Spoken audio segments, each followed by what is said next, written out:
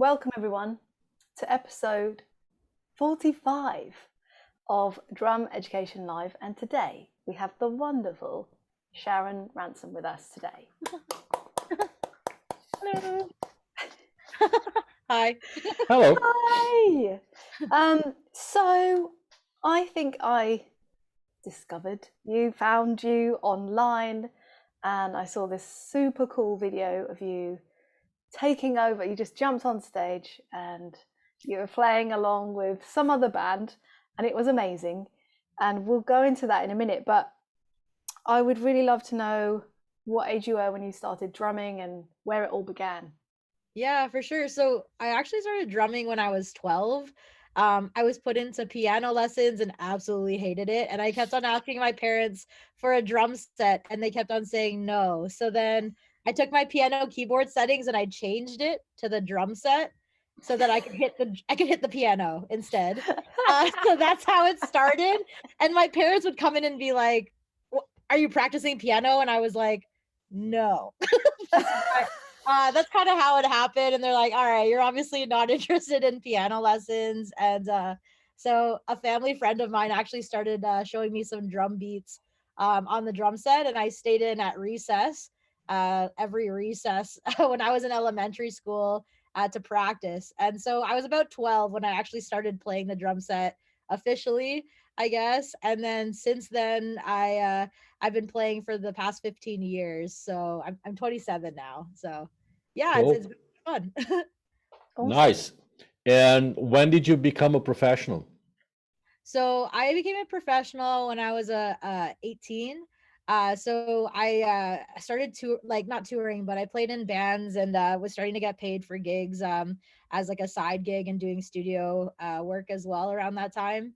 And then yeah, it's actually like the past few years that I started taking teaching drum lessons more seriously. And this past year and a half, I started my own drum studio, Ranson Drum Lab, and so I've been doing that professionally for the past year and a half now, I guess.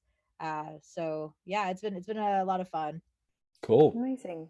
And who was one of your first influences drumming wise? Yeah, so actually, so my very first female drummer that I actually encountered, who was also like my biggest influence, was Emmanuel Caplet. So when I was 12, actually, I looked up female drummers because I felt like there wasn't very many female drummers at the time, and the first one that came up was actually Emmanuel. And so she's actually been a really big influence from the beginning when I first started drumming up until now. She's actually my drum teacher now. So Cool. it's been really cool to kind of see how that came full circle because she was like a really huge hero of mine when I was younger. And then now she's like my drum teacher. And yeah, I really enjoy taking lessons from her. And then the other one that I would say is actually Mike Johnston from California, who runs Mike's Lessons. So at the same time, when I was about maybe 13 or 14, I got into doing Mike's lessons online, and that's kind of how I started taking lessons. I before that I actually took YouTube lessons from him just online for free, and then I registered for the monthly subscription at the time, and I actually still take Mike's lessons to this day as well. So both Emmanuel and Mike Johnston have been huge heroes of mine from the beginning up until this point. So it's been really cool to see that. Cool. And in terms of lessons, did you had a regular teacher when you started, or it was just YouTube? So it was mainly YouTube actually at the very beginning. I didn't actually take formal lessons until I was maybe 15, I think. I think it was around 15 or something. I took drum lessons from a teacher because I wanted to start preparing to audition for some schools for post-secondary. So that's how I got into doing formal lessons in person. Great. Nice. I wanted to go back to what I mentioned at the beginning. So yeah, I saw this video of you basically jumping up on stage, and you're wearing like a proper frock, proper nice dress. Right. And you're like, nah, I'm gonna play. And so cool. Such a cool moment. And I feel like that kind of went crazy. I was everywhere for a while. And so Right. I wanted to know like your experience of that, because I think with social media today, a lot of people want that kind of it to go viral or whatever, and they don't know what is it actually like. What was that moment like for you? Yeah, for sure. So, well, that whole scenario actually happened because I was in New Orleans and I was with a group of people I was working with at the time, and they some of them knew that I was a drummer and like but I didn't really tell a lot of people. Like just a couple of my coworkers sort of knew. But yeah, like a lot of my coworkers were jumping on stage and having a lot of fun, and the band was totally letting them, and they were actually welcoming people to come on stage.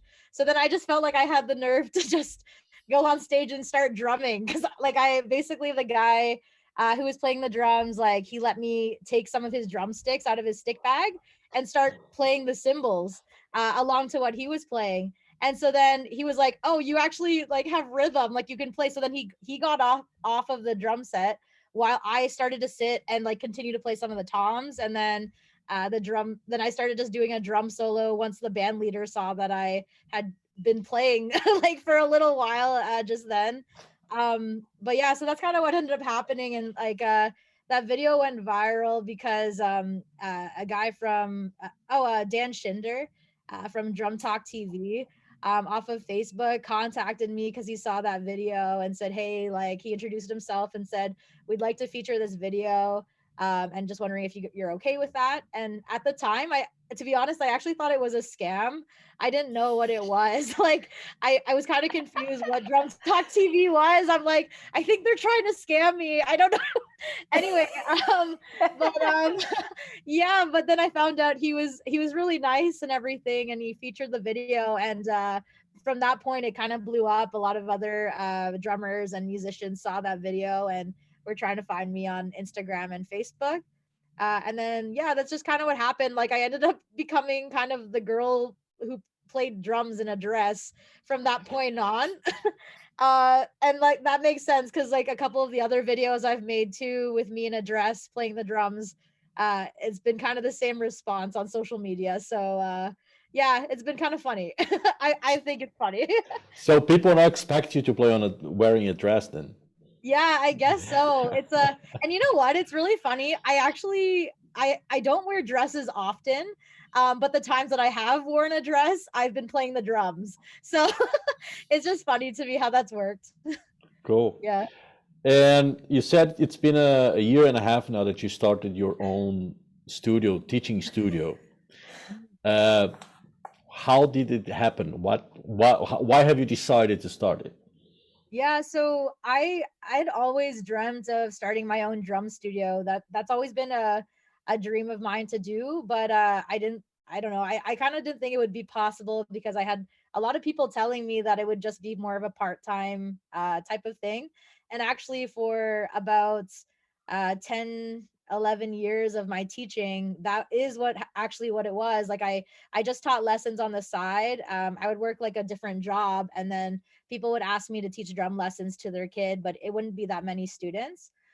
So I kind of believed that. Like I kind of thought, oh, I don't think I can start my own drum studio because it's been 10 or 11 years now and I'm only doing part-time students, and I don't think many people want drum lessons. And I kind of came up with all these things in my head. I also even said to myself that, there's not very many people who want drum lessons because they're loud, and so most people want guitar or piano lessons, and like it's not as much of a common instrument like where I'm from. But anyways, after I got married, and even just before the wedding and everything, my husband was encouraging me to start it, and he actually said that he wanted to find a house once we got married that we'd be able to accommodate a drum studio. And I was completely blown away by that, just because again, it was like a dream of mine, but I just never thought it was possible. So my husband was really the one who encouraged me to do that. And Cool. yeah, we ended up buying this house and have dedicated the basement to being a drum studio to teach lessons. So that's actually how it started. It was my husband was the one who kind of encouraged me to do it. So yeah, that's what I would say. That's what happened. So husbands are not that useless then. Yeah. Shakira. Yeah. Hey, That's funny. no, I've got a good one as well. Yeah, So it's all no, good. that's great. Yeah, that's great. Yeah. I wanted to ask you the question we always ask everybody, which is, what do you think is missing from drum education today? Oh, that's so good. That's a really good question. So I think one of the things is like when it comes to between teachers and students, I think sometimes what can be lacking, and this isn't for everybody, but I think sometimes what can be lacking is just an understanding like of the relationship between the drum student and the teacher, to realize like, you know, you're allowed to make mistakes here. This should be a safe place that you can do those things. That you're going to be loved and accepted no matter what happens with your drumming, like, and just like having like those like conversations of, I want you to feel safe. It's okay to make mistakes. Yeah, you're cared for here. And like if you make mistakes or you don't practice like with the drum lesson assignment I gave you, I'm not gonna hate you, like, you know, type of thing. I'm gonna be disappointed, but I will not hate you. Yeah, exactly. Right, sure. Yeah, like I don't know. I think like that's like a huge thing because like I've encountered a lot of students who, you know, like they come from different lives and different backgrounds and stuff when it comes to approaching me for lessons, and we don't know what background they're coming from. And I think it's really important just to acknowledge the fact that you want to set a foundation for just helping them to feel safe with lessons first, and then so then it sets a foundation for their understanding that no matter what happens, uh, they're gonna still feel safe being taught under you, right? So I would say that music wise though, like drum lesson, like uh, things that I think is missing is an understanding of the difference between being social media famous as a drummer versus being critically musical drummer. I would say I don't know if I'm wording that great, but I think like there's a difference between being TikTok famous or Instagram famous and having short clips of drumming that are really good, like your highlights, versus all the stuff that you did to mess up before actually posting that clip. I think that that's a huge thing that's missing, and I think it's just because it's new right now with social media and everything. And so I don't think a lot of drum teachers have been addressing it because it's kind of a new thing right now where people can get very famous really quickly over social media. And I think what needs to be emphasized is just the reality that, you know what, like practice your craft. Don't care about what other people on social media are going to say about your craft or how they comment or like your video or whatever. Post for the sake of you wanting to post that content rather than trying to get all the likes and all the comments and all the attention, because at the end of the day, you're a good drummer or you're not, like kind of idea, you know, like and you can get better, and like that's totally cool too. So yeah, that's what I would say. Cool. Did you get any gigs because of your social media? From my social media, I Yeah. have, yeah. So most of my stuff, if I've gotten gigs, like it's been because I've sent in specific videos for my social media. So I went to LA for a Facebook commercial. Same thing, me playing drums in a dress. And it's because I sent in my wedding video of me playing drums at my wedding. And so they kind of copied that because they saw that wedding dress video and then decided to do the same thing. I don't know if they saw my Instagram account or anything like that, but they saw that video from my Instagram. So Cool. I got that gig. Other gigs have mainly been word of mouth, to be honest. Like it's been a lot of yeah, people who've said, hey, like Sharon plays drums and this is kind of her style. And I would actually say most of my gigs have been mainly from that, not really like social media, really. Like a little bit, but not like a whole lot. It's been mainly like videos from each social media post. Most of my things that I've gotten from social media have been students. Okay. So that's how I've gotten a lot of students actually. So yeah. Nice. Great. Mhm. I wanted to ask you about the negative, the sometimes negative aspect to Yeah. social media, Oh, for sure. and you know, trolls and silly people Yeah. who are hiding behind a computer screen. Oh, How do yeah. you deal with that? What's your approach? Yeah. So this is actually interesting because like I've actually been recently getting a bunch of hate on my wedding dress video, like of me playing drums at my wedding. And when that Facebook commercial came out, it was the same thing. Like I got so much hate. I actually was telling my husband like some of the comments, like people were saying stuff like, "Oh, she's probably gonna get a heart attack because she's so fat," and like, she's like really overweight. And it's usually a lot of stuff about my weight, and me playing drums and how it's like an active instrument, so they think like I shouldn't be playing the drums for some reason. So in those circumstances, like obviously it hurts, and like I try to recognize that and realize the reality that, you know what, that's a super hurtful comment, but then I also try to remind myself of the truth, which is that I know that this is a physical instrument. I know that I'm an overweight female drummer. That's fine.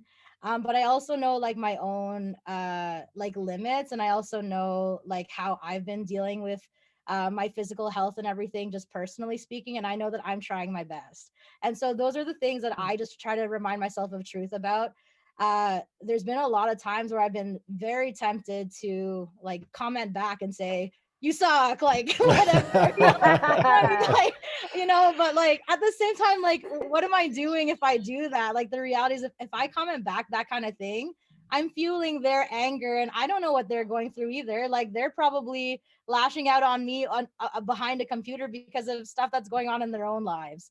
So I just figure, you know what, I would rather just allow them to do the comments, because there's going to be positive or negative comments no matter what. It's inevitable.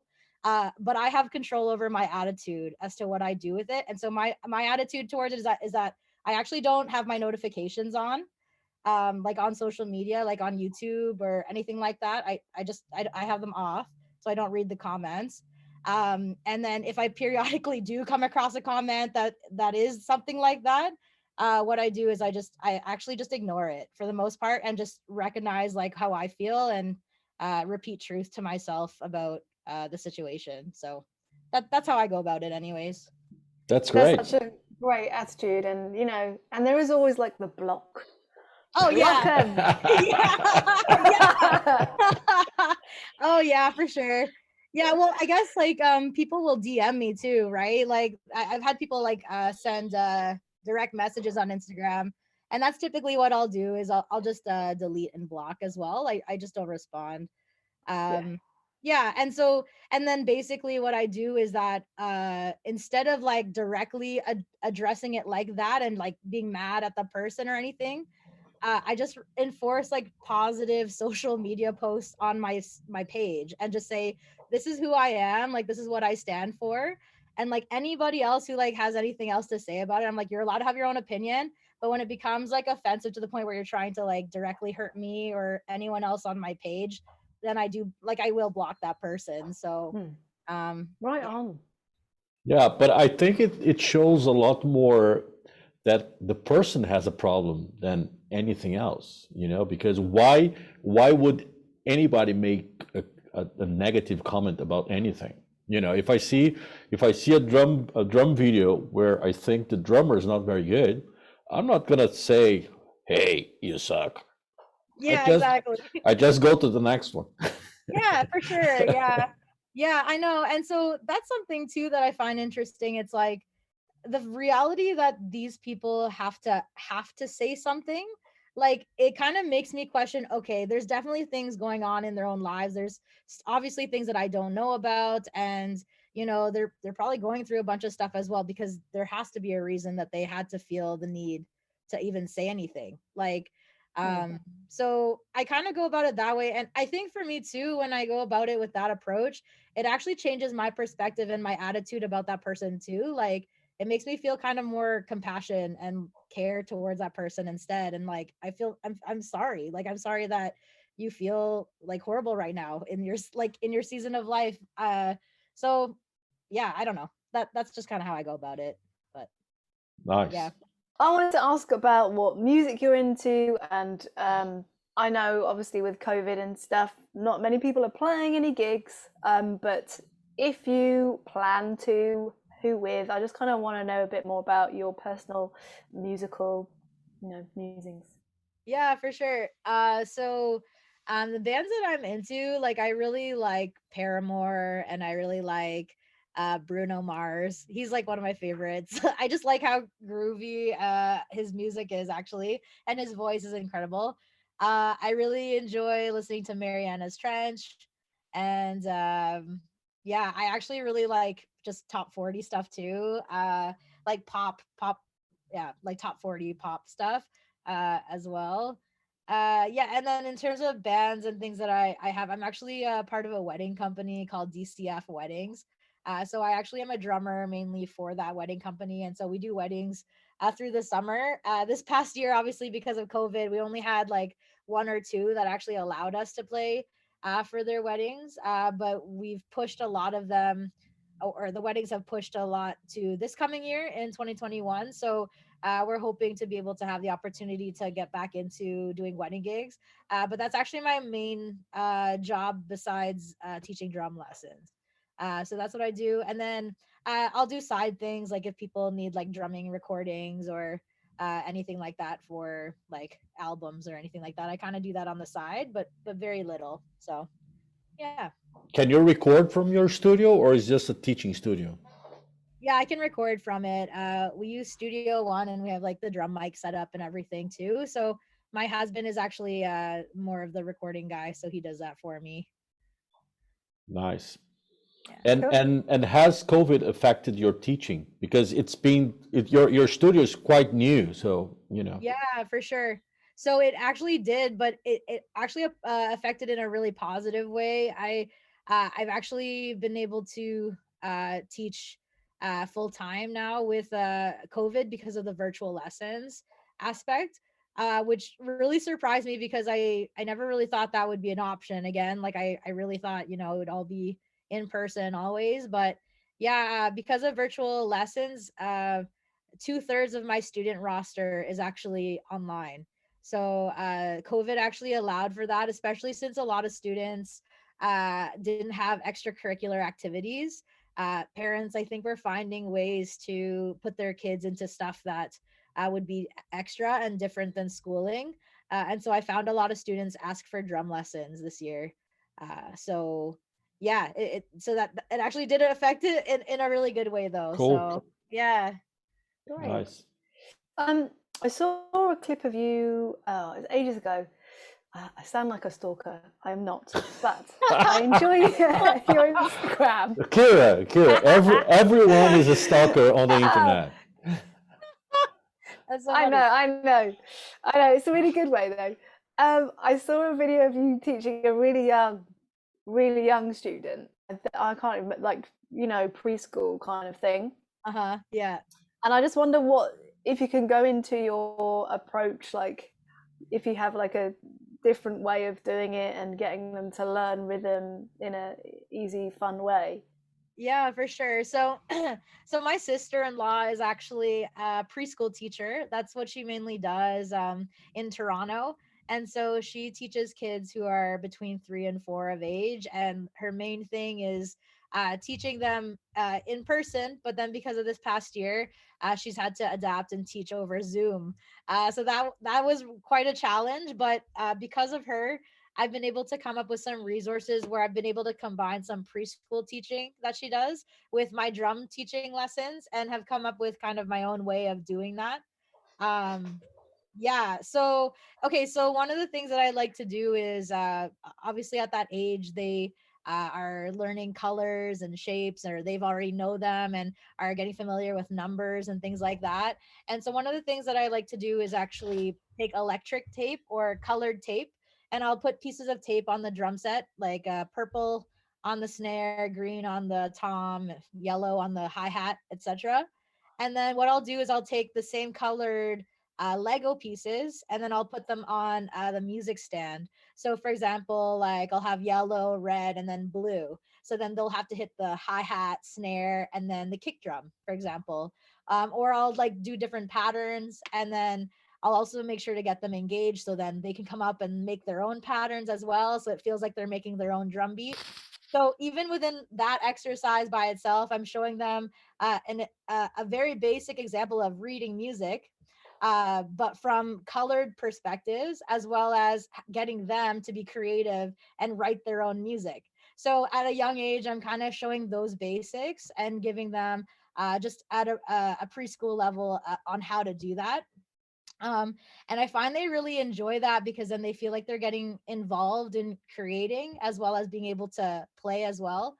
Another thing that I also do is I'll take candy pieces. So I'll take wrapped candy pieces and like bribe them a little bit. That is also a technique. Yeah.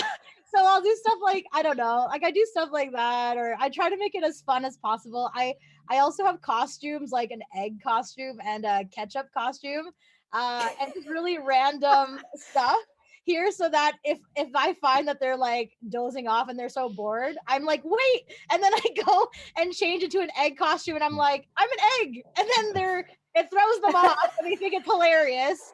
So then I start teaching them like rhythms like, okay, say omelet with me. And then I'm teaching them triplets. So yeah. Great. I don't know. I love it. I find it so such a joy to do stuff like that. But I have the feeling that the candy bribe is gonna works with adults as well. oh, it does. It does. Oh yeah. So funny. Yeah. No, I love it. I love it. It's so good.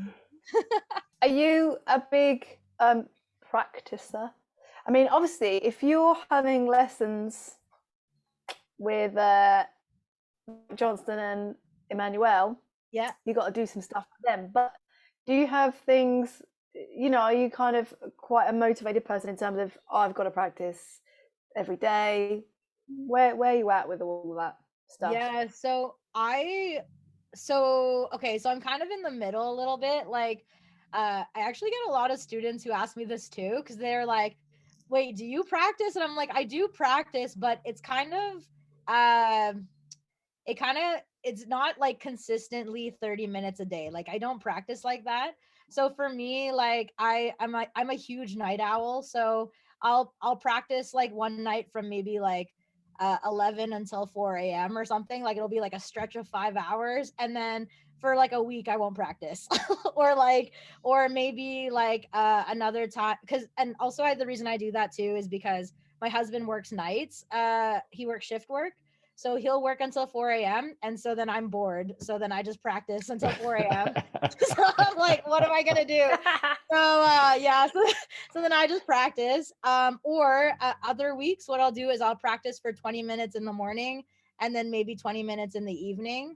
Or another time I'll do an hour straight. Or maybe another time I'm jamming to a song, but I'm just trying to figure out if there's some sort of creative element I can put into a song. So that might be like 30 minutes.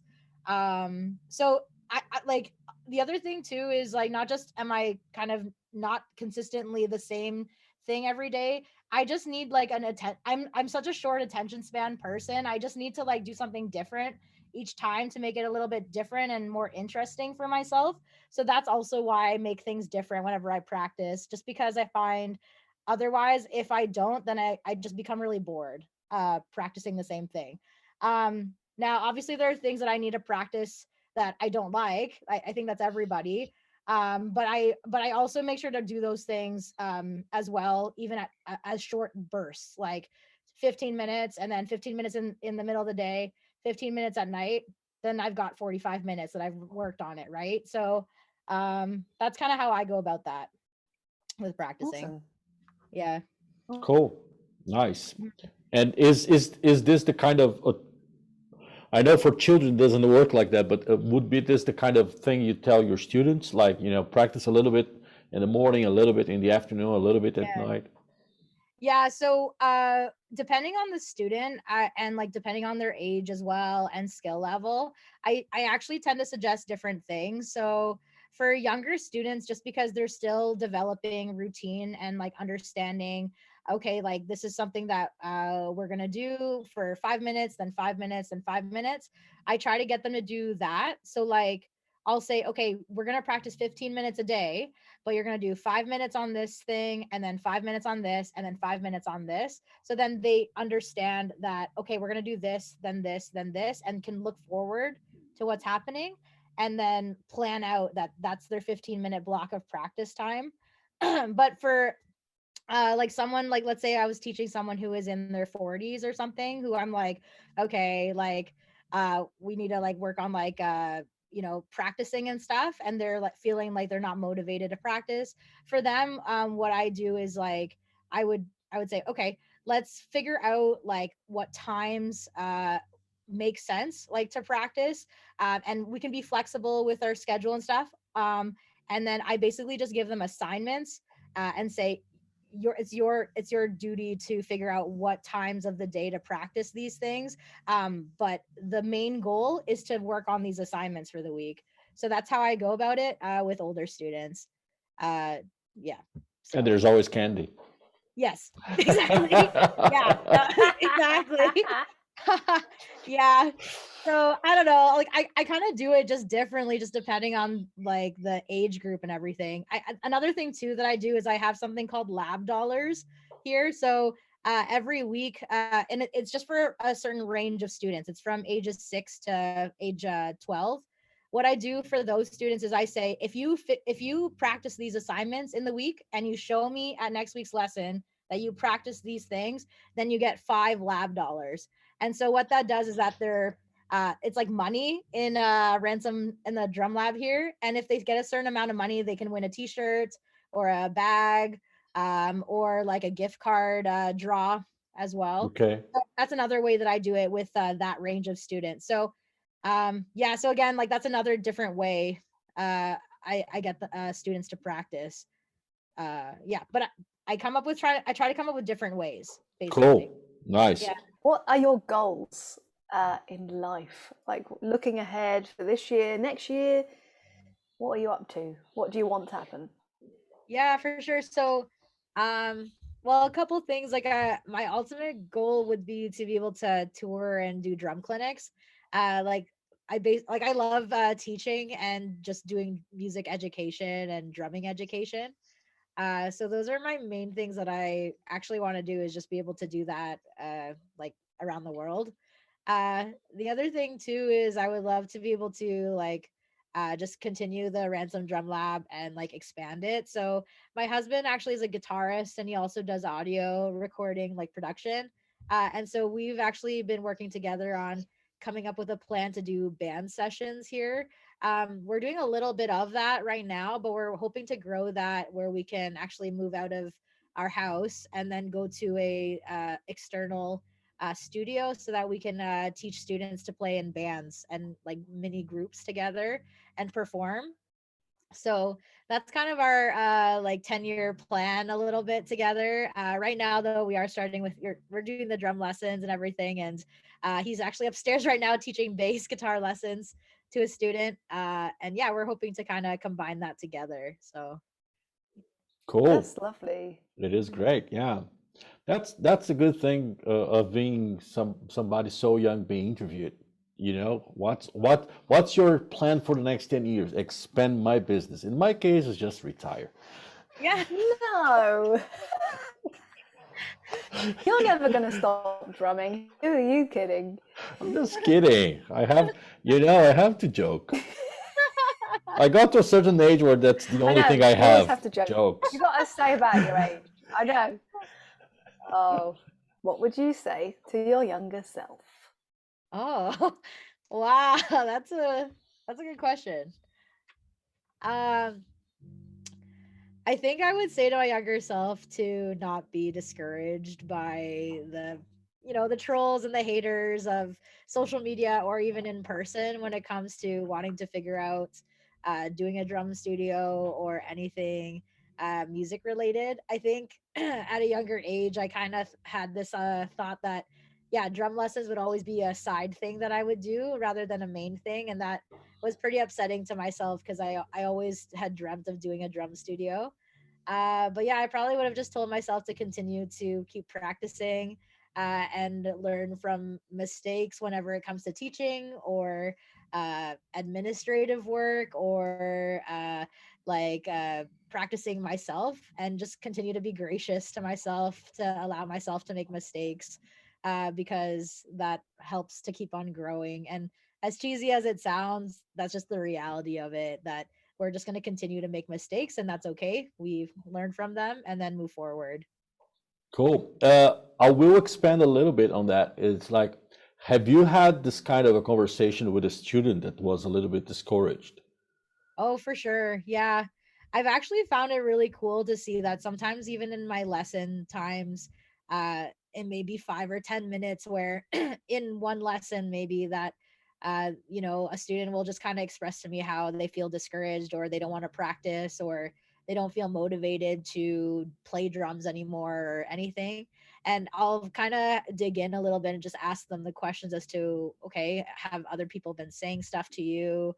Are your how do your parents feel about your drumming, or do you have siblings that say anything about your playing, or how do you feel? And it's just interesting to hear these questions, because I've quickly found out that a lot of the times it is a lot of self-doubt. It is a lot of mentally thinking and convincing of themselves that maybe they're not good enough, and a lot of other people even kind of supporting that idea that maybe they're not good enough. And so it's been really cool because, yes, I've had that conversation with students, and I've had the opportunity to encourage them and say, you know what, um, this is something that is very common, not just within yourself, but also in me, and also in a lot of other people who are around you. Just this idea that maybe you're not good enough, or maybe you're not valued. And I just want to keep on encouraging you of the truth again. So the same thing that I had said earlier that I do for myself when it comes to haters on social media, that's kind of the same talk that I actually give my students. I say the same thing. Remind yourself of what the truth is, which is that you're awesome, and that you're very valuable, and that you are a good drummer, and that it's okay to make mistakes, and that the mistakes don't define you. So Excellent. Great. Amen. Great. Yes. All righty. Thank you very much. For sure. Thank you guys so much for having me. It's been really awesome just being on here and chatting with you guys. Thank you. We've loved it. Thank you.